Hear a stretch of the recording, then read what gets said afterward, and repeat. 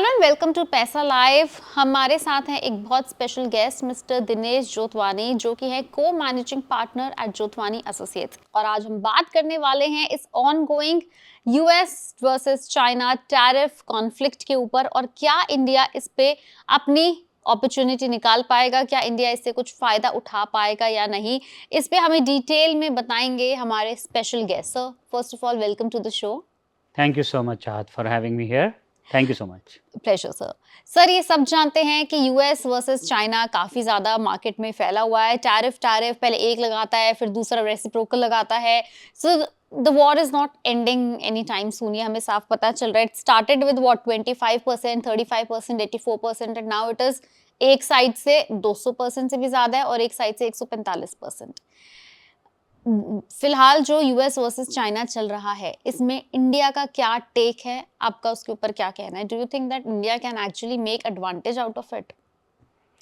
ये जो यूएस और चाइना के बीच में जो ट्रेड वॉर चल रहा है, इसका हमें नुकसान भी हो सकता है, रिस्क भी हैं जो कि हम ऑफ कोर्स कवर करेंगे। But all depends on Indian government कि वो इसको अपॉर्चुनिटी में कैसे कन्वर्ट कर सकते हैं। दो चाइना और यूएस लड़ रहे हैं, इनका आपस में सेल ऑलमोस्ट, अगर यही रहा 245% और 145% जिसकी बातें कर रहे हैं आप, तो ऑलमोस्ट ट्रेड बंद ही हो जाएगा दोनों कंट्रीज़ के बीच में। और इसका एडवांटेज इंडिया कैसे ले सकता है, चाइना की तरफ से भी और यूएस की तरफ से। चाइना की तरफ से रिस्क है, हमें पॉलिटिकल रिस्क रहता है, सिक्योरिटी रिस्क रहता है, लेकिन मैं कहूँगा कि हमें इसको अपॉर्चुनिटी कैसे बदलना है, ये हमारे गवर्नमेंट को देखना है, डीजीएफटी को देखना है। थैंकफुली इंडियन गवर्नमेंट ने बहुत सारे प्रोग्राम लेके आए, RoDTEP incentives, make in India program, PLI जिसे प्रोडक्शन लिंक्ड इंसेंटिव्स कहते हैं। तो ये प्रोग्राम गवर्नमेंट ऑफ इंडिया के प्रोग्राम पहले से ही चल रहे थे, देखा जाए तो।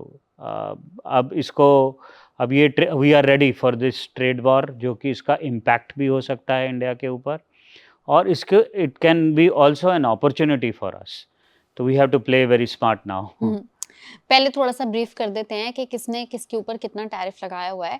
बता दें कि यूएस ने चाइनीज इंपोर्ट्स के ऊपर फिलहाल 225% टैरिफ लगा रखा है, जबकि चाइना ने यूएस इंपोर्ट्स के ऊपर फिलहाल 145% टैरिफ लगाया हुआ है। और ये एकदम से नहीं लगा, ये ग्रेजुअली बढ़ बढ़ के इस लेवल पे पहुंचा है। अब बात करते हैं, आपने बताया कि ये हमारी गवर्नमेंट के ऊपर डिपेंड करता है कि कैसे उसको अपॉर्चुनिटी में भी तब्दील कर सकते हैं, अदरवाइज वो चाहें तो उसको they might actually let go of it। But अगर इंडिया के पास एक मौका है और इंडिया को दोनों में से किसी एक का पक्ष लेना है अपने ट्रेड को एनहांस करने के लिए, अपने फ्यूचर को देखने के लिए, तो इंडिया को ज्यादा फायदेमंद किसकी तरफ रहना हो सकता है? आई मीन चाइना की तरफ रहना ज्यादा फायदेमंद हो सकता है लॉन्गर रन में, यूएस की तरफ? यूएस की तरफ आप देखिए ट्रेड डेफिसिट कितना है। अगर यूएस से देखा जाए तो हमारा ट्रेड सरप्लस है यूएस के, राइट। तो हम ज़्यादा एक्सपोर्ट कर रहे हैं और इम्पोर्ट कम कर रहे हैं। आप देखेंगे कॉम्पोजिशन ऑफ ट्रेड क्या है यूएस के साथ। Most of it is services, जो हम यूएस को एक्सपोर्ट करते हैं वो सर्विसेज करते हैं, लेकिन वहाँ से गुड्स वगैरह कम आते हैं, जैसे ऑटोमोबाइल प्रोडक्ट्स हैं या इवन मोबाइल फ़ोन्स हैं। वहाँ से जो भी है, हम टेक्नोलॉजी ज़रूर लेते हैं वहाँ के, देखा जाए तो सोशल मीडिया देखिए, सोशल मीडिया आजकल कितना अर्न कर रही है, they are all US owned. तो हम जो यहाँ से हमारा जो एक तरीके का इम्पोर्ट्स हैं, जो हम पैसे दे रहे हैं, that is for highly technological goods, जो हम उसके लिए पैसे दे रहे हैं। और जो एक्सपोर्ट हैं वो तो सर्विसेज हैं, इवन कॉल सेंटर्स भी हैं यहाँ पे, सॉफ्टवेयर डेवलपमेंट है जो कि इंडिया की अच्छी पॉलिसी रही है। But as far as local produce है। चाइना से देखा जाए तो Chinese goods are flooding market, हम उनको सर्विसेज नहीं देते, तो we are in around $99 billion का डेफिसिट है, ट्रेड डेफिसिट है विद चाइना एक्चुअली। तो लॉन्ग रन में तो ऑफ कोर्स हम चाहेंगे कि एक्सपोर्ट ज़्यादा हो, तो हम यूएस की तरफ ज़्यादा चाहेंगे, क्योंकि हम इंग्लिश स्पीकिंग वर्कफोर्स है, हम सर्विसेज यहाँ से बेटर दे सकते हैं। तो वो जो कॉम्पोजिशन ऑफ जो गुड्स है, द ट्रेडिंग गुड्स है, तो it is more advantage that we be with USA. But at the same time अभी यूएस के वाइस प्रेसिडेंट आए हुए हैं इंडिया में, हाई लेवल टॉक्स भी हो रही हैं, वाइस प्रेसिडेंट वैंस यहाँ पे रहेंगे भी थोड़े दिन। तो एक एडवांटेज हम ले सकते हैं यूएस गवर्नमेंट से in terms of having highly technological goods, in terms of exporting our services, ये हम बिल्कुल एडवांटेज ले सकते हैं। चाइना का थोड़ा सा रिस्क रहता है कि मैं नहीं कहूँगा कि एक तो ट्रेड डेफिसिट तो है ही, थोड़ा सा चाइनीज़ कंपनीज़ में ये भी हैं, दे somehow get involve in politics this, और हमारे बॉर्डर पे भी हैं, हमारे बॉर्डर पे भी टेंशन है। तो चाइनीज़ से थोड़ा सा गवर्नमेंट ऑफ इंडिया वेरी है कि वो they don't completely trust them. But अभी लास्ट मंथ की न्यूज़ है कि हमने 5 प्रोडक्ट्स पे एंटी डंपिंग ड्यूटी लगा दी चाइनीज़ के, क्योंकि वो क्या करती हैं वहाँ की कंपनीज़ लॉस में प्रोडक्ट्स को बेच देंगी इंडिया में, जैसे एल्यूमिनियम हो गया, कोई गुड्स हो गए, टेक्सटाइल्स हो गए, मास इस पे प्रोडक्शन करके इंडिया में लॉस में बेच देंगी, ताकि यहाँ की इंडस्ट्री ख़त्म हो जाएगी। लोग सबके सब चाइनीज़ सस्ते चाइनीज गुड्स के हाँ, ऊपर चले जाते हैं। वैसे भी मार्केट में देखोगे सुई से लेके एरोप्लेन तक, मतलब हर दिवाली के चीज, पटाखे भी, हर छोटी चीज, बच्चों के खेलने के खिलौने, पेन, पेंसिल, रबर, इरेजर, मतलब दुनिया की कोई चीज नहीं है अभी फिलहाल अभी कह रहे मार्केट हैं में जो गणेश जी भी चाइनीज वहाँ नहीं से है। आते हैं, गणेश जी, हर लक्ष्मी, चीज, वो भी हर चाइना से आ रही है। चीज। तो वो एक चाइनीज़ गवर्नमेंट का थोड़ा सा जो ट्रैक रिकॉर्ड है, आपने नेपाल में देखा, श्रीलंका में देखा, तो वो जब उनकी वहाँ पॉलिसी, वो उनका एक सेट पैटर्न है। वो सेट पैटर्न यही है, जैसा आपने बोला कि आप डंप इतना कर दो कि सामने वाले की इंडस्ट्री पूरी की पूरी खत्म ही हो जाए, करेक्ट डिसअपियर हो जाए। करेक्ट क्योंकि वो लोगों को वो 50 रुपए की चीज जब 15 में मिलनी शुरू हो जाएगी, लोग कभी 50 की तरफ जाएंगे ही नहीं। और लोग क्वालिटी के ऊपर, तो इंडिया की क्योंकि पॉपुलेशन इतनी है, इंडिया की कंजम्पशन इतनी है, इंडिया क्वालिटी के ऊपर देख ही नहीं पा रहा है, उसको अफोर्डेबिलिटी के ऊपर देखना है। So there is no option to it. बिल्कुल। और इससे क्या हो रहा है कि इंडियन इंडस्ट्री जो है वो क्रिपल हो जाती है, ना तो वो एक्सपोर्ट कर सकते हैं, ना डोमेस्टिक प्रोडक्शन कर सकते हैं।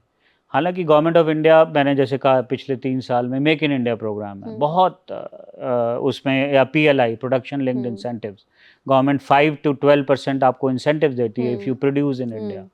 तो काफ़ी इंडस्ट्रीज़ ने ये लिया भी है, और जैसे मैंने फॉक्सकॉन का एग्जांपल लिया, वो यहाँ पे आके मैन्युफैक्चर कर रहे हैं, उन्होंने पीएलआई के लिए अप्लाई किया है, under make in India program किया है। तो from government of India perspective I think वो राइट स्टेप था। पिछले 2-3 साल 4 साल से काफ़ी इंसेंटिव्स दिए हैं गवर्नमेंट ऑफ इंडिया ने, बट हमें थोड़ा सा और अपने प्रोडक्शन को इन्हेंस करना पड़ेगा, तभी हम इस ट्रेड वॉर जो यूएस और चाइना के बीच में हो रहा है, उसमें अपना कुछ स्टैंड बना पाएंगे। करेक्ट। अगर सब कुछ चाइना से इंपोर्ट करना शुरू कर देंगे तो इसका काउंटर मेजर्स भी हैं। तो मैं कहूँगा कि इसके डीजीएफटी को देखना है कि वो कैसे। तो फिर अगर इस तरह का हमारा ट्रेड डेफिसिट है, तो यूएस ने भी तो ये पूरा टैरिफ जो कॉन्फ्लिक्ट स्टार्ट हुआ है, यूएस ने क्यों किया है? लोगों को इसके पीछे की पूरी कहानी नहीं पता। यूएस का बहुत सारी कंट्रीज के साथ ट्रेड डेफिसिट चल रहा है, और चलो चाइना तो फिर भी बहुत बड़ी कंट्री है। अभी हम एक रिपोर्ट पढ़ रहे थे, लिसोथो नाम की कंट्री है जो कि साउथ अफ्रीका के बीच में, साउथ अफ्रीका की पूरी बाउंड्री के बीच में एक बहुत छोटी सी कंट्री है लिसोथो, जिसका यूएस के साथ ट्रेड डेफिसिट है मोर देन 200% का। तो यूएस लेसोथो से सारे डेनिम प्रोडक्ट्स लेता है, जितनी भी बड़ी ब्रांड्स हैं, जैसे जीन्स की रैंगलर है, एंड बहुत सारी और भी ब्रांड्स है, लिवाइस है, वो सारी की सारी लेसोथो से बन के यूएस जाती हैं। सो यूएस वहां से 200% इम्पोर्ट कर रहा है, और एक्सपोर्ट उसके बदले 1% भी नहीं करता है। तो यूएस ने ऐसी छोटी छोटी कंट्रीज के ऊपर भी बहुत जबरदस्त टैरिफ लगाया, जो शायद लोगों की नजरों में आए नहीं, क्योंकि कंट्री का नाम बड़ा नहीं था, सीधे डायरेक्ट 50% लगा दिया था फर्स्ट गो में। वियतनाम के ऊपर हैवी टैरिफ लगाया यूएस ने। तो इंडिया चाइना के ऊपर इस तरह का क्यों नहीं कर पा रहा? यूएस ने भी तो अपने आप को ट्रेड डेफिसिट से ही बचाने के लिए अमेरिका फर्स्ट पॉलिसी के तहत इतना बड़ा कदम उठाया। Don't you think that India जो है वो काफी रिलक्टेंट है ऐसे बड़े मेजर्स उठाने में? हाँ, मेनली जो general agreement on tariff, trade and tariff, GATT जिसे कहते हैं, वो डब्ल्यूटीओ के अंडर आता है। तो इंडिया काफ़ी वेरी रहता है कि कोई ऐसी पॉलिसी ना बनाए। देखिए जो मेक इन इंडिया पॉलिसी है या पीएलआई स्कीम है, वो दोनों गैट में चैलेंज हो गई हैं कि जो इंडिया, आप रॉडटेप जो है, जो आपको इंसेंटिव्स देता है आप जब एक्सपोर्ट करते हैं, तो बहुत सारी कंट्रीज ने ये चैलेंज किया, इंक्लूडिंग चाइना। ये गैट पे चैलेंज कर देते हैं कि ये इंडिया अपने उसमें कर, तो हमारे तरफ से बहुत कॉशियस मूव रहा है।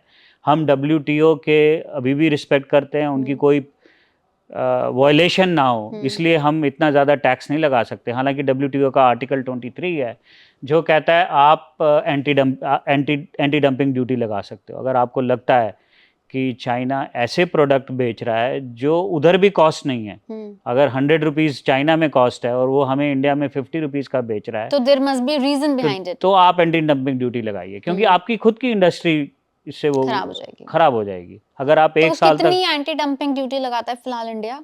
इंडिया ने लगाई है फ्रॉम, वो भी ज़्यादा नहीं है बाय द वे। अभी देख रहा था मैं, जो लास्ट मंथ में 5 प्रोडक्ट्स पे लगाई है। क्या क्या products including I think chemical products है, एल्यूमिनियम है, विनाइल है, एक क्लोरो वाला है। तो मेरे को 5 प्रोडक्ट्स हैं जो चाइना से होते हैं, उन पे ड्यूटी लगाई है रेंजिंग फ्रॉम 50 to 75% उस पे। But not much. हाँ, I will say not much in today's environment. वैसे तो काफ़ी है anti how dumping. About textile? आपने कहा टेक्सटाइल पे भी काफी एंटी डंपिंग, मतलब टेक्सटाइल भी एक ऐसा सेक्टर है जिसके ऊपर चाइना काफी खेल रहा है, टू बहुत खेल रहा है जी, बहुत खेल सेक्टर। रहा है, एंड दैट में amount to counterfeiting also, intellectual property rights violation जिसे कहते हैं। कि जैसे आपने एग्जांपल लिया Wranglers and Levi, Gucci, Armani. अब ये जो ब्रांड्स हैं सारे बाहर के हैं, यूरोप के ब्रांड्स हैं, अमेरिका के ब्रांड्स हैं, ये सारे के सारे। बट आप चाइना से कर सकते हैं, अगर आप 500 रुपए में, 1000 रुपए में, 1000 रुपए में आप खरीद सकते हैं। ऑनलाइन सब में मिलता है। हाँ हाँ बिल्कुल। सो ये एक और ट्रिप्स करके ट्रीटी है, गैट के अंदर ही आती है, तो ट्रेड इन इंटेलेक्चुअल प्रॉपर्टी। तो ट्रिप्स की पूरी वायलेशन है देखा जाए तो, और इसमें रिस्क भी है। बहुत रिस्क है कि आपका जो माल आ रहा है, चाहे आपने ऑनलाइन ऑर्डर किया है, चाहे आपने शिपमेंट मंगवाई है, तो इंडिया में एक एक्ट है customs and border protection act जिसे कहते हैं। तो आपका माल वहीं सीज हो जाएगा, प्रोवाइडेड जो IPR राइट होल्डर है उसने अपने को रजिस्टर कर रखा है। तो ये एक और वायलेशन है जो चाइना, अनफॉर्चुनेटली सारे केसेस वहीं के आ रहे हैं, तो मैं कहूँगा कि वो ही कर रहे हैं। और इंडिया के अंदर मुझे लगता है बहुत सारे, मतलब ये सारे प्रोडक्ट्स इजीली अवेलेबल भी हैं। तो आई थिंक मोर देन, इससे पहले कि हम चाइना को इस बारे में कुछ भी बोलें, I think the onus is on us. हमें अपनी डोमेस्टिक जितने भी होलसेलर्स हैं, रिटेलर्स हैं, जो लोग खुद कस्टमर्स हैं जो इस तरह के काउंटरफिट प्रोडक्ट्स खरीदना चाहते हैं, पहनना चाहते हैं, मतलब अगर आप एक गुच्ची का बैग अगर आप 500-800 रुपए में खरीदना चाहते हो, so you know that it's not genuine, right? So ऐसी चीज लेनी ही क्यों है? पहली बात, आप खरीद रहे हैं, it might actually become a punishment or become a problem for you. Also जो आपके लिए import कर रहा है उसके लिए काफी बड़ी problem create कर सकता है।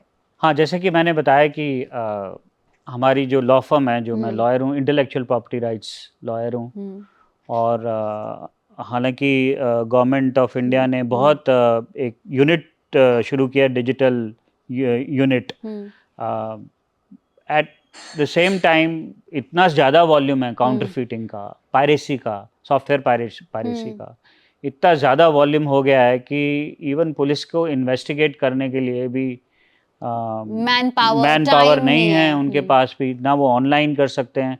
तो law firms like us, we assist police all over India, we assist police कि आप देखिए क्या क्या काउंटरफीट है। And unfortunately what is happening, जो ये सारा माल जो इंपोर्ट होता है, it looks like it is a genuine Gucci bag, और it looks like a genuine Versace product, but it is coming from China. Revenue doesn't go to the main company. It goes to somebody sitting in Taiwan, somebody sitting in Korea. और एक trend और शुरू हो गया है कि आपको पता ही होगा, इंडिया ने एक इनैक्टमेंट किया था कि जो बॉर्डर कंट्रीज हैं वहाँ से जो ट्रेड होगा उस पर स्पेशली वॉच की जाएगी और उस पर स्पेशल रजिस्ट्रेशन भी चाहिए होगी। लेकिन अब क्या हुआ है कि there are shell companies, Dubai में कंपनी बन जाएगी, आपकी हांगकांग में बन जाएगी, पर अल्टीमेटली उसके मालिक जो होंगे वो चाइना में बैठे होंगे। तो आपको लगेगा शिपमेंट आ रही है आपकी दुबई से आ रही है, इवन जो शिपमेंट डॉक्यूमेंट्स होते हैं वो भी दुबई से आ रहे हैं, बट उसके पीछे कौन बैठा है कि जो काउंटरफिट प्रोडक्ट बेच रहा है। तो ये इन्वेस्टिगेट करना बहुत मुश्किल है। इसके लिए आपको इंटरपोल की हेल्प चाहिए, आपको इंटरनेशनल उसकी चाहिए। थैंकफुली जो कंट्रीज़ हैं जो आईपीआर को रिस्पेक्ट करती है, इंटेलेक्चुअल प्रॉपर्टी राइट्स को। बहुत सारी ऐसी यूरोपियन कंट्रीज़ हैं, यूएस है, वो इन्फोर्स करता है। तो इसलिए थोड़ा-सा मैं ये कहूँगा कि ये जो ट्रेड वॉर है, इंडिया को फ़ायदा तो लेना ही है इसमें at the end of the day, but how do we benefit out of it? ऐसा नहीं कि ये हम काउंटरफिट प्रोडक्ट्स अब ज़्यादा लें।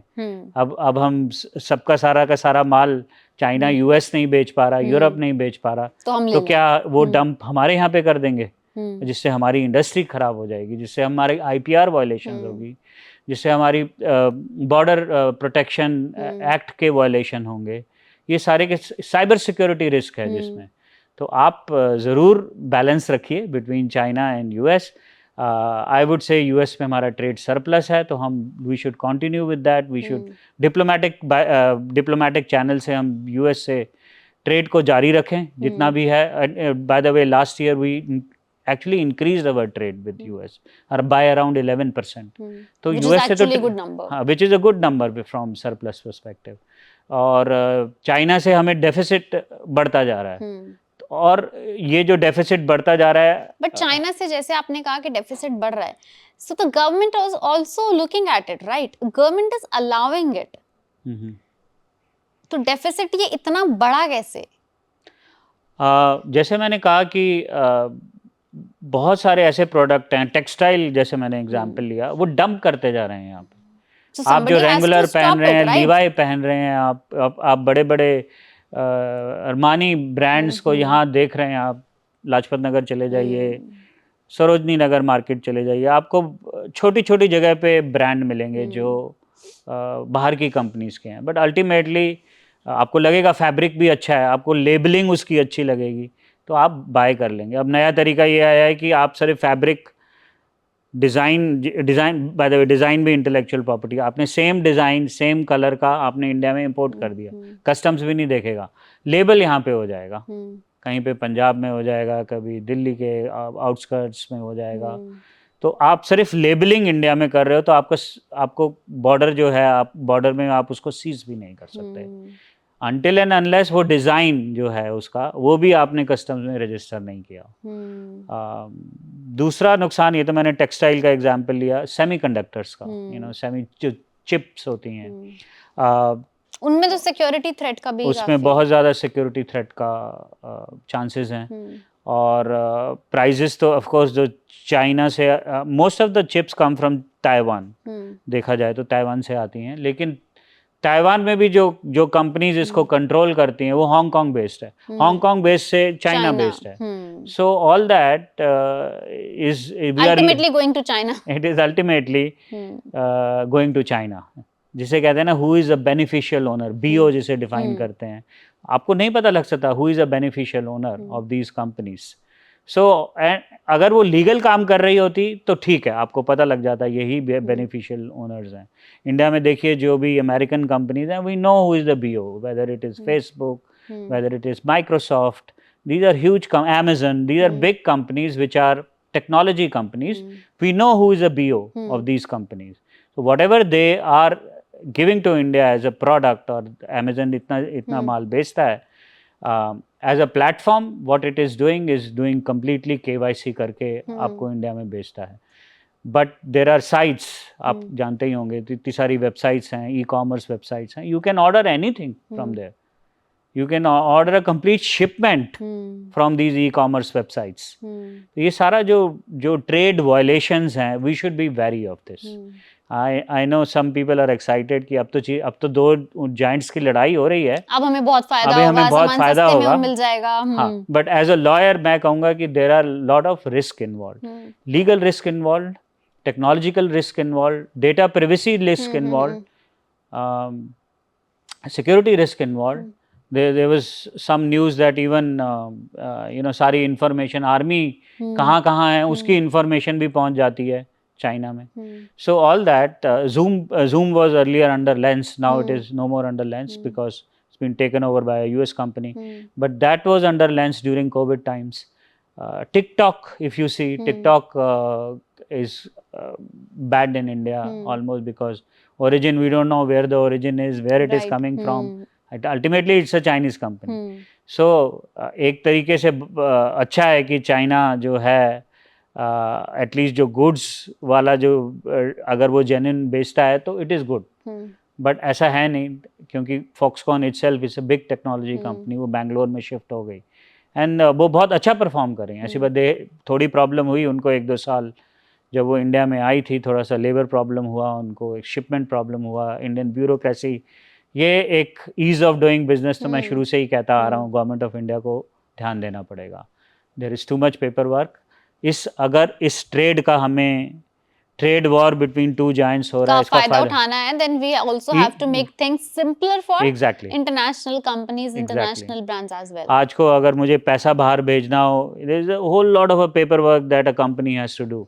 और मुझे बताते हैं कि लोग मुंबई से, पूना से, वो चाहते हैं हम दुबई में कंपनी बनाएं, इंडिया में नहीं करें, क्योंकि ईज ऑफ डूइंग बिजनेस की वजह सो बहुत सारा हमारा जो बिजनेस है वो एक्चुअली साउदी कंट्रीज पे जा रहा है, दुबई पे जा रहा है, मिडिल ईस्ट की बहुत सारी कंट्रीज पे जा रहा है because of ease of doing business. Exactly. साथ ही साथ इस पूरे जितनी भी ट्रेड कॉन्फ्लिक्ट जो चल रहा है, इसमें एक बहुत बड़ी इंडिया की अपॉर्चुनिटी मैन्युफैक्चरिंग हब के एंगल से भी आ सकती है, बिकॉज अगर आप देखोगे बहुत सारी यूरोपियन ब्रांड्स हैं जिन्हें हम प्रीमियम कैटेगरी क्लोथिंग ब्रांड्स कहते हैं, बहुत सारी दूसरी चीज़ें हैं जिनकी मैन्युफैक्चरिंग अब वियतनाम में होती है, बांग्लादेश में होती है, कंबोडिया में हो रही है, इंडोनेशिया में हो रही है।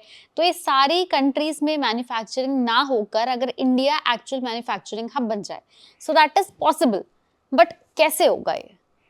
बिल्कुल, एटलीस्ट हम अगर यूएस ने इन कंट्रीज पे टैरिफ लगा दिया है from ranging from 35% to 50%, to या 50% अगर नॉन चाइनीज कंपनीज में कंट्रीज में भी, तो इसका फ़ायदा भी हम ले सकते हैं। जैसे मैंने कहा इंडिया की स्कीम है, बहुत अच्छी स्कीम है PLI, हालांकि ये गैट में चैलेंज किया है कुछ कंट्रीज़ ने, प्रोडक्शन लिंक्ड इंसेंटिव। अगर प्रोडक्शन लिंक्ड इंसेंटिव्स अगर हम टेक्सटाइल में अभी ले रही हैं कंपनीज और उधर से टैरिफ यूएस ने लगा दिया है, तो उसका फ़ायदा डेफिनेटली इंडिया ले सकता है। वियतनाम में मैन्युफैक्चर हो सकता है तो इंडिया में भी मैन्युफैक्चर हो सकता है।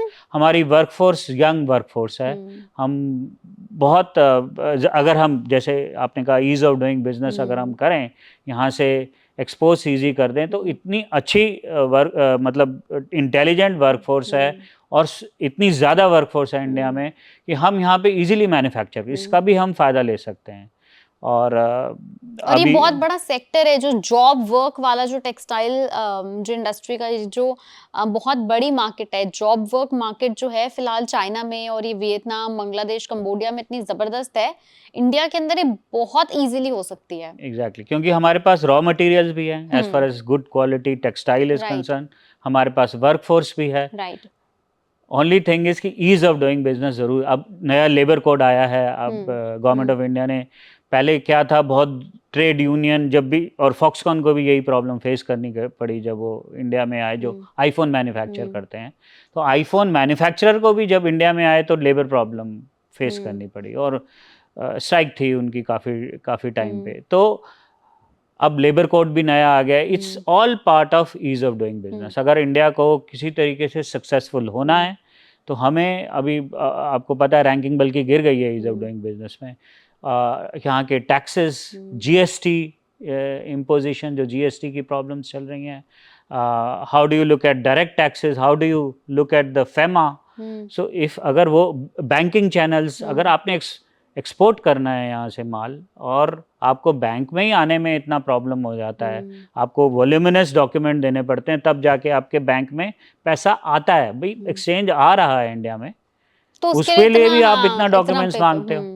तो इंडियंस क्या कर रहे हैं कि दुबई में बैंक अकाउंट खोलते हैं, दुबई में कंपनी खोल देते हैं, इंडिया में डिक्लेयर करेंगे, it is all as per FEMA, but वो कहते हैं हमें यहाँ पे बैंकिंग चैनल्स में नहीं आना है। या अगर इंडिया को ग्रोथ पूरा पोटेंशियल है, हमारी गवर्नमेंट प्रोग्राम्स बहुत अच्छे हैं, बट हम थोड़ा पेपर वर्क में, ब्यूरोक्रेसी में अगर ठीक हो जाएं तो, और ट्रस्ट करें, अपने सिटीजन्स को ट्रस्ट करें, इवन फॉरेनर्स जो इन्वेस्ट करना चाहते हैं उनको ट्रस्ट करें, तो काफ़ी पोटेंशियल है इस देश में। इस ट्रेड वॉर, जो इंटरनेशनल ट्रेड वॉर है, उसका फ़ायदा ले लें। और डिप्लोमेसी में तो वी आर गुड, हम दोनों कंट्रीज़ को मैनेज बहुत अच्छे से, दोनों ब्लॉक्स को मैं कहूँगा जैसे शुरू में हुआ था, हमने नैम नॉन अलाइंड मूवमेंट के राइट, पार्ट थे, राइट। अभी भी देखा जाए तो सारी कंट्रीज हमें ट्रस्ट करती हैं देखा जाए, इंक्लूडिंग चाइना, जो आज मैंने कहा एम्बेसडर, चाइनीज एम्बेसडर की स्टेटमेंट आई है कि we should be trade partners not trade war between us. So it is good. इधर से यूएस के वाइस प्रेसिडेंट इंडिया विजिट कर रहे हैं, इधर से चाइनीज एम्बेसडर की स्टेटमेंट आई है। Both our hands are full, it's just that we have to optimise it at the full capacity. बिल्कुल, एंड लॉज आर गुड, मैं ये कहूँगा laws are good, it's just that the paper work, जो इसकी जो implementation है, अगर हम उसमें ध्यान दें तो we can win this trade war that is happening in the world. Sir, अगर हम स्टार्टअप्स के ऊपर भी बात करें, एंटरप्रेन्योरशिप के ऊपर बात करें, चाइना और यूएस दोनों के ही केसेस काफ़ी स्ट्रॉन्ग है। इंडियन स्टार्टअप इकोसिस्टम भी ग्रो कर रहा है, right now it is the third largest. But again अगर आप चाइना को देखो, यूएस को देखो, they are actually doing better, way better. So ऐसे में इंडिया को क्या करना चाहिए? अभी अभी स्टेटमेंट आई थी कॉमर्स मिनिस्टर की कि इंडियन स्टार्टअप्स सिर्फ जैसे जोमेटो है, आप डिलीवरी बॉयज कर रहे हैं। हम यही काम पे नहीं कर सकते, हमें भी एआई के अंदर जाना है, फ्यूचरिस्टिक सेक्टर्स को एक्सप्लोर करना है, why other countries are doing it. हाँ, मैं इस स्टेटमेंट से कम्प्लीटली एग्री नहीं करता, क्योंकि ऐसा नहीं है, इंडियन स्टार्टअप्स बहुत टेक्नोलॉजिकली, इवन इफ़ यू देखें एआई सेक्टर में, आर्टिफिशियल इंटेलिजेंस में बहुत काम कर रही हैं, ऐसी बात नहीं है। आप सोर्स कोड लेवल पे बात करें, आप क्रिप्टो करेंसीज लेवल पे बात कीजिए, आप इसको ब्लॉकचेन पे कीजिए, बहुत सारी स्टार्टअप्स को मैं खुद भी, हमारी लॉ फर्म सपोर्ट करती है कि स्टार्टअप्स एनवायरनमेंट बिल्कुल ठीक है, we have very good talent, India में बहुत टैलेंट है, बट अल्टीमेटली क्या होता है, स्टार्टअप्स को they need, after some time उनको फंडिंग की ज़रूरत पड़ती है, और this is again where we need governments की सपोर्ट अगर हो, खासकर दे आइडेंटिफाई कि ये टेक्नोलॉजी वाली स्टार्टअप्स हैं, they are not like you know only hiring people, जो ऑनरेबल मिनिस्टर ने बोला, बट ऐसी बहुत सारी इंडिया में स्टार्टअप्स हैं जो टेक्नोलॉजिकल लेवल पे कर रही हैं, जैसे मैंने कहा आर्टिफिशियल इंटेलिजेंस, ब्लॉकचेन लेवल पे जो काम करती हैं, बट उनको सपोर्ट चाहिए होगा, जो कि चाइनीज़ गवर्नमेंट और यूएस रिसर्च यूनिवर्सिटीज़ बहुत उनकी बिलियंस ऑफ डॉलर्स में फंडिंग होती है, तो जब तक गवर्नमेंट नहीं सपोर्ट करेगी, आफ्टर ऑल दी स्टार्टअप्स, ये यंग जो लोग हैं इंजीनियरिंग कॉलेजेस से निकले हैं, वो स्टार्टअप ये शुरू करते हैं, उनके पास फंड नहीं होंगे, ना उनके पापा मम्मी के पास फंड होंगे।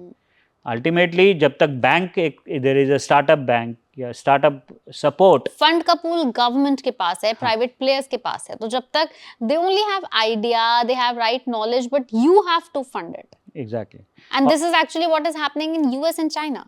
हाँ जी, तो मैं एग्जांपल, क्योंकि मैं पेटेंट अटॉर्नी में हूँ, तो हर स्टार्टअप जो भी टेक्नोलॉजिकल स्टार्टअप है, उनको पेटेंट्स फाइल करने होते हैं। इंडिया में तो हम कर देते हैं, यूएसए में उनको कम से कम $50,000 इनिशियली चाहिए होते हैं कि वो ग्लोबली अपना पेटेंट प्रोटेक्ट करे। इनके पास नहीं होंगे 45 लाख या जो भी होंगे, कि वो पहले जाके अपने पेटेंट, जब तक आप पेटेंट नहीं करेंगे अपनी रिसर्च को, तो कोई ना कोई कॉपी कर ही लेगा। एग्जैक्टली। तो हालांकि चाइनीज़ गवर्नमेंट इतना सपोर्ट कर रही है, उधर यूनिवर्सिटी, यूएस यूनिवर्सिटीज़ आपको रिसर्च के लिए इतने फंडिंग देती है, पेटेंट्स के लिए देती है। इंडिया में कोई पेटेंट के लिए सपोर्ट ही नहीं है स्टार्टअप्स के लिए। राइट। तो जब तक वो, हालांकि एमएसएमई ने एक प्रोग्राम शुरू किया है, ministry of small and medium enterprises ने, बट दैट कोई उसको अवेल नहीं कर पाता, क्योंकि अगेन जैसे मैंने कहा, a lot of money is required. हाँ, paper work, money is required, तो वो एमएसएमई ग्रो ही नहीं कर पा रहे, इंटरनेशनली ग्रो नहीं कर पा रहे हैं। तो मैं हालांकि गवर्नमेंट को पूरा ब्लेम नहीं करूंगा, but at the same time एक इकोसिस्टम जब तक गवर्नमेंट नहीं बनाएगी, तब तक हमारी स्टार्टअप्स, एमएसएमई इंटरनेशनल लेवल पे ग्रो नहीं कर पाएगी। बिल्कुल जी। Well, rightly said, sir. अब देखना ये है कि starting from our own startups to entrepreneurs to our homegrown industry, MSME, everybody, क्या वो इस ongoing US versus China trade conflict का फायदा उठा पाएंगे? Will they be able to turn this situation into an opportunity or not? Well अगर आपके भी इसके ऊपर कोई सुझाव हैं, आपके कोई ख्याल है, ओपिनियन है, तो आप हमें नीचे कमेंट सेक्शन में लिख के ज़रूर बताएं। If you have any queries for our guest, then do post it in the comment box below and we'll make sure that we reply to it. Thank you so much, sir, for coming here. Thank you, Chaha. Thank you. It's my pleasure. Pleasure, sir. And thank you so much for watching us. है।